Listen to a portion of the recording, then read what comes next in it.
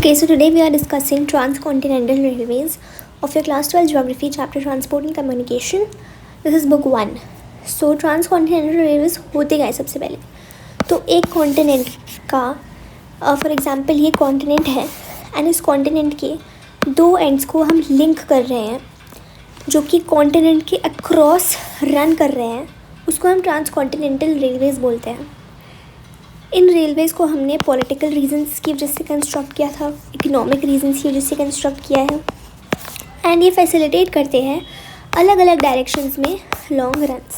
ठीक है, हम 5 कॉन्टिनेंटल रेलवेज़ के बारे में इस बुक में पढ़ेंगे. सो आई होप फर्स्टली ये चीज़ क्लियर है कि ट्रांसकॉन्टिनेंटल रेलवेज़ होते क्या है.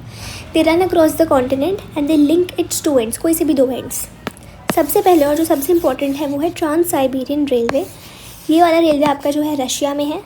ठीक है, ये मेजर रेल रूट है ऑफ रशिया और ये कहाँ से कहाँ तक रन करता है. तो हमने बोला कि दो एंड कॉन्टिनेंट के दो एंड्स को लिंक करता है.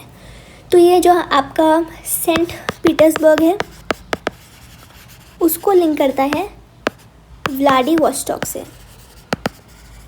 सेंट पीटर्सबर्ग जो है वो वेस्ट में है और व्लादिवोस्टॉक जो है वो ईस्ट में है. Okay, Vladivostok on the Pacific coast, east में आपका यहाँ पे पैसिफिक कोस्ट आ जाएगा रशिया में. यहाँ पे व्लादिवोस्टॉक है और वेस्ट में सेंट पीटर्सबर्ग है और ये पास करता है अलग अलग स्टेशंस के थ्रू, जैसे मॉस्को, उफा, नोवोसिबिर्स्क, इर्कुत्स्क, चिता, खाबरवर्स्क. तो इन सारी जगहों से ये पास करता है. ये बहुत ही ज़्यादा एक इम्पॉर्टेंट रूट है अगर हम एशिया की बात करें एंड इवन लॉन्गेस्ट है. क्या है इसकी लेंथ? इसकी लेंथ है 9332 किलोमीटर इसकी लेंथ है. तो ये लॉन्गेस्ट है प्लस ये डबल ट्रैक्ड और इलेक्ट्रीफाइड है, जिसकी वजह से इसकी इंपॉर्टेंस और इंक्रीज हो जाती है. It has helped in opening up its Asian region to west European markets. तो दो एडवांटेजेस हैं इसके. सबसे पहले एडवांटेज ये है कि ये जो है ये पूरा एशिया रीजन की जो मार्केट है उसको वेस्ट यूरोपियन मार्केट से लिंक करता है, ओपन करता है. सेकेंड, ये रन करता है अक्रॉस उरल माउंटेन्स, ऊब एंड येनिसी रिवर्स. चित्ता इसका एक इम्पॉर्टेंट एग्रो सेंटर है और इर्कुत्स्क एक फर सेंटर है. प्लस इसके अलावा हमें कुछ कनेक्टिंग लिंक्स भी देखने को मिलता है साउथ में, जैसे कि यूक्रेन में Odesa, Baku on the Caspian coast, Uzbekistan में ताशकेंत, मंगोलिया में उलन-बटोर, मुगदेन में शेनयांग और चाइना में बीजिंग. तो ये कुछ कनेक्टिंग लिंक्स है साउथ में. ठीक है, नेक्स्ट है हमारा ट्रांस कनेडियन रेलवे. तो ये जो है आपका 7050 किलोमीटर लॉन्ग रेल लाइन है, कनाडा में है ये और ये आपका वैंकूवर और हैलीफैक्स को लिंक करते हैं. तो हैलीफैक्स आपका अटलांटिक कोस्ट में है, ईस्ट साइड में है और वैंकूवर जो है वो आपका पैसिफिक कोस्ट में है, वेस्ट में है. ये किन किन जगहों से पास करता है? Montreal, Ottawa, Winnipeg, Calgary. And इसको 1886 में कंस्ट्रक्ट किया था as part of an agreement कि हम ब्रिटिश कोलंबिया को फेडरेशन ऑफ स्टेट्स से ज्वाइन करेंगे. लेटर ऑन क्या होता है कि इसको इकोनॉमिक सिग्निफिकेंस मिलती है. क्योंकि ये जो क्यूबिक मॉन्ट्रियल इंडस्ट्रियल रीजन है उसको wheat belt of the prairie region और coniferous forest region in the north से कनेक्ट करता है. प्लस फिर ये जो रीजन्स हैं वो एक दूसरे के लिए कॉम्प्लीमेंट्री हो जाते हैं. एक लूप लाइन है विनिपेग से थंडर बे, लेक सुपीरियर, वो इस रेल लाइन को to one of the important waterways of the world से कनेक्ट करता है. ये लाइन जो है ये इकोनॉमिक आर्टरी है कनाडा की एंड वीट एंड मीट इसके कुछ इंपॉर्टेंट एक्सपोर्ट्स है इस रूट में. ठीक है, नेक्स्ट है हमारा यूनियन एंड पैसिफिक रेलवे. तो बेसिकली ये वाला रेलवे जो है न्यूयॉर्क को सैन फ्रांसिस्को से कनेक्ट करता है. यहाँ पे न्यूयॉर्क है अटलांटिक कोस्ट पे और यहाँ पे आपका सैन फ्रांसिस्को है पैसिफिक कोस्ट में. तो इन दोनों रीजन्स को ये कनेक्ट करता है. कहाँ कहाँ से पास करता है? तो Cleveland, Chicago, Omaha, Evans, Ogden, Sacramento. और जो इसके मोस्ट वैल्यूएबल एक्सपोर्ट्स हैं वह ores, grain, paper, chemicals and machinery. That's it, इसमें इतना ही है. नेक्स्ट है आपका ऑस्ट्रेलियन ट्रांसकॉन्टिनेंटल रेलवे. अब ये वाली जो रेल लाइन है वो वेस्ट से ईस्ट तक रन करती है, southern part of the continent, और पर्थ से सिडनी तक. पर्थ आपका वेस्ट में है और सिडनी आपका ईस्ट में है. पास करती है कालगुरली, ब्रोकन हिल और पोर्ट ऑगस्टा से. एक मेजर नॉर्थ साउथ लाइन जो है वो कनेक्ट करती है Adelaide and Alice Spring and to be join further to Darwin Birdum line.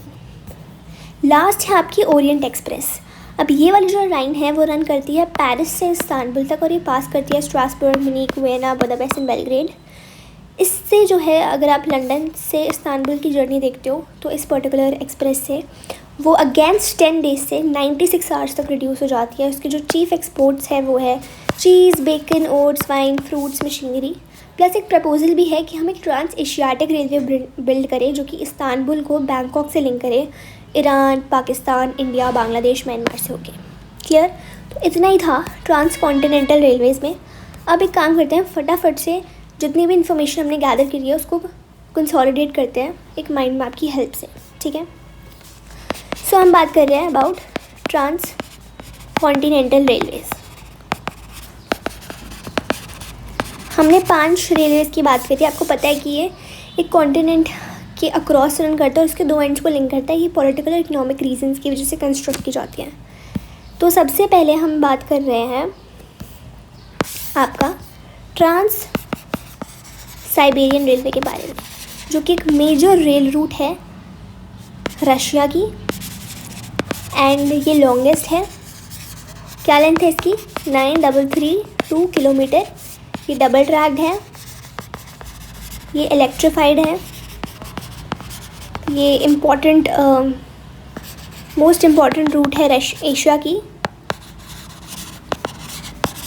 ये कुछ इसके फीचर्स हो गए। फिर ये कहाँ से रन करती है? तो जो आपका सेंट पीटर्सबर्ग है वेस्ट में और व्लादिवोस्टॉक है ईस्ट में पैसिफिक कोस्ट की तरफ, उसको कनेक्ट करता है। और ये मॉस्को, उफा, नोवोसिबिर्स्क, इरकुट्स्क, चिता, खाबरोवस्क उनसे पास करता है। इसके अलावा इसके एडवांटेजेस हमने देखे थे कि ये एशियन रीजन को ओपन करता है वेस्ट यूरोपियन मार्केट्स से। और ये इरकुट्स्क जो है एक इम्पॉर्टेंट फर सेंटर है, चिता एग्रो सेंटर है और ये पास करता है उरल माउंटेन्स, ओब एंड येनिसी रिवर्स से। प्लस हमें इसके कुछ कनेक्टिंग लिंक्स देखने को मिलते हैं टू द साउथ, जैसे कि आपका यूक्रेन में ओडेसा है, चाइना में बीजिंग है, उज़्बेकिस्तान में ताशकेंत है, बागपुंदी, कैस्पियन कोस्ट, तो ये सारी चीज़ें। ठीक है, फिर हमने पढ़ा था ट्रांस कैनेडियन रेलवेज़ के बारे में, जो कि आपका ट्रांस कैनेडियन रेलवेज़ जो कि आपका कनाडा में है। और ये 7050 किलोमीटर की लॉन्ग रेल लाइन है जो कि आपका वैंकूवर से हैलीफैक्स तक जाती है। हैलीफैक्स आपका अटलांटिक कोस्ट में है, ईस्ट में है, और वैंकूवर आपका पैसिफिक कोस्ट पे है, वेस्ट में है। इसके अलावा कहाँ से पास करती है? तो मॉन्ट्रियल, ओटावा, विनीपेग, कैलगरी, इन सारी जगह से ये पास करती है। इसको 1886 में कंस्ट्रक्ट किया था as part of an agreement कि हम जो है ब्रिटिश कोलंबिया को ज्वाइन करेंगे with the federation of states. Clear? Later on इसकी इकोनॉमिक सिग्निफिकेंस हमें देखने को मिलती है जब ये क्यूबेक मॉन्ट्रियल इंडस्ट्रियल रीजन को कनेक्ट करता है wheat belt of the prairie region and coniferous forest region in the north. इसके अलावा जो है एक हमें लूप लाइन देखने को मिलती है from Winnipeg to Thunder Bay Lake Superior which connect it with one of the most important waterways of the world. Wheat और मीट यहाँ पे एक इम्पॉर्टेंट एक्सपोर्ट्स है इस रूट में। ठीक है, नेक्स्ट हमने बात करी थी यूनियन एंड पैसिफिक रेलवे के बारे में।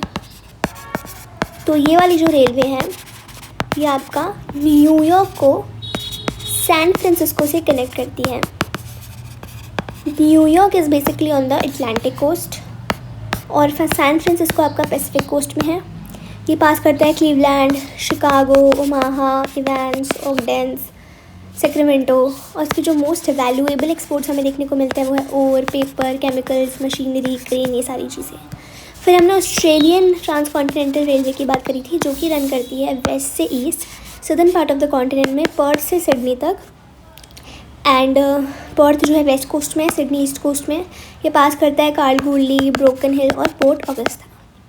फिर हमने बात करी थी लास्ट में ओरिएंट एक्सप्रेस की। ओरिएंट एक्सप्रेस में हमने बात करी थी कि ये पेरिस से इस्तांबुल तक रन करती है और ये पास करती है Strasbourg, Munich, Vienna, Budapest, Belgrade. इस रेल लाइन की वजह से जो हमारा जर्नी टाइम है लंदन से इस्तांबुल तक वो रिड्यूस हुआ है 10 डेज से 96 आवर्स तक। एंड इसके जो चीफ एक्सपोर्ट्स है वो है cheese, bacon, oats, wine, fruit, machinery. और एक प्रपोज़ल है कि हम एक ट्रांस एशियाटिक रेलवे बिल्ड करें जो कि इस्तांबुल से बैंकॉक को कनेक्ट करे। That is it about your transcontinental railways. ठीक है, बस इतना ही याद करना है इसमें। And with that is it for this video as well.